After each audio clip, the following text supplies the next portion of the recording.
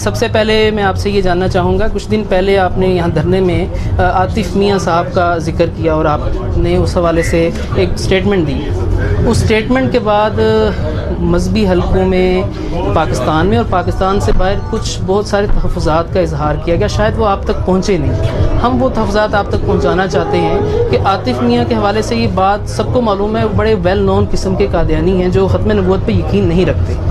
تو آپ کی اس حوالے سے اپنا ذاتی نظریہ کیا ہے اور جماعت کی پالیسی کیا ہے؟ پہلے تو میں کلیئر کر دوں جی، میں نے پروفیسر عاطف میاں کا نام اس لیے لیا تھا کیونکہ میں پڑھ رہا تھا، میں تو میگزین میں پڑھا کہ دنیا کے ٹاپ 25 اکانومسٹ میں وہ ایک ہے۔ مجھے تو یہ نہیں پتا تھا کہ ان کی ختم نبوت کے خلاف انہوں نے کوئی کیمپین کیا، مجھے اس کا کوئی اندازہ نہیں تھا۔ میں کلیئر کر دوں، میں قرآن میں اللہ کے الفاظ سمجھتا ہوں اور جو قرآن میں مانتا ہے وہی ہے مسلمان، اور قرآن کے اندر جب واضح لکھا ہوا ہے کہ آخری پیغمبر ہمارے پیارے نبی صلی اللہ علیہ وسلم ہے، تو جو اس کو ان کو آخری پیغمبر نہیں مانتا وہ مسلمان نہیں ہو سکتا، کیونکہ قرآن جو ہے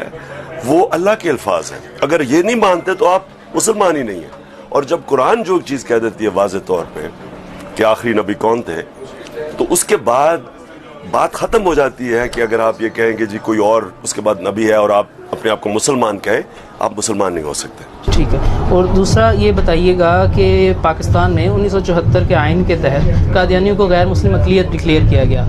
آپ کی جماعت اگر اقتدار میں آتی ہے تو کیا اس شک کو ایسے ہی رہنے دیا جائے گا یا اس کو تبدیل کرنے کا کوئی ارادہ ہے؟ یہ سوال اس وجہ سے پیدا ہوتا ہے کہ مختلف اوقات میں سوشل میڈیا پر آپ کے حوالے سے ایسے کلپ چلائے گئے ہیں،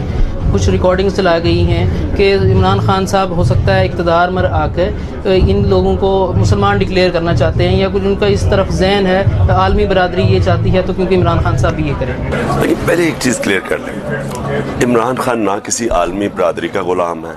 نہ وہ اس کو اتنا شوق ہے پرائم منسٹر بننے کا کہ وہ اپنے ایمان کے اوپر کوئی کمپرومائز کر سکتا ہے۔ میں بلکہ ایمان کی وجہ سے ہی آیا ہوں سیاست میں، نہیں تو مجھے اللہ نے کسی چیز کی کمی نہیں دی، مجھے آنے کی ضرورت نہیں تھی۔ میرا ایمان کہتا ہے کہ ظلم اور ناانصافی کے خلاف آواز بلند کرو،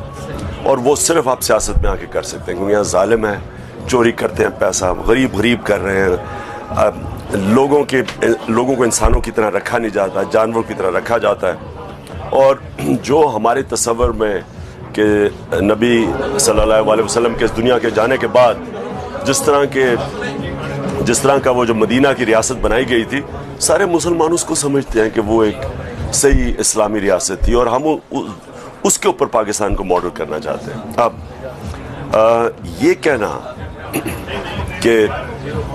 ہم آ کے تو یہ چینج کر دیں گے، کوئی قانون چینج کر دیں گے، بالکل غلط بات ہے یہ۔ ہاں، ہم یہ چاہتے ہیں کہ سارے انسان، رب العالمین سب انسانوں کا خدا ہے، قانون کے سامنے سب ایک برابر ہو، اور یہ مدینہ کی ریاست میں تھا کہ سب کے حقوق تھے، عیسائیوں کے حقوق تھے، یہودیوں کے حقوق تھے، سب کے، تو